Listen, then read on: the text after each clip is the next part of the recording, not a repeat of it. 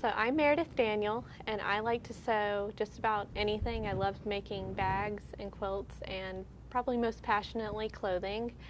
I like to blog at oliviajanehandcrafted.com, and my Instagram handle is thefouge, which you're going to have to read at the bottom because that makes no sense. And I'm Trish McLaughlin. I sew at trishstitch.com, and I am a handbag designer, a petite apparel maker, and a blogger. So you could find me at Trish Stitched on Instagram. Okay, if you could pack up your sewing machine and sew anywhere, where would it be? I would sew at the Grand Canyon. I love the Grand Canyon. It's my favorite place in the world.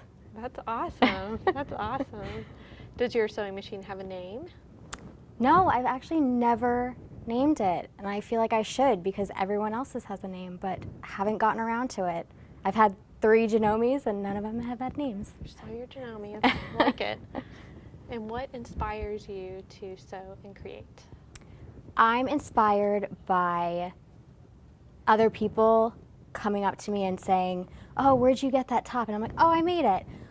How do you do that?" And I think that's something that really keeps me going with the creating aspect of it. It's so easy to buy a top, but it means extra special when you can make it yourself. If you could share your best tip for someone looking for a new machine, what would you tell them to look for?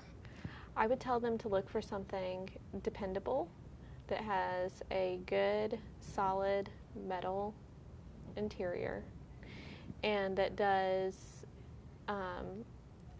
everything that they need without being too much. That's why I like to recommend the M100 that I have, because it has 100 stitches that do anything that a person could need without being overwhelming and intimidating.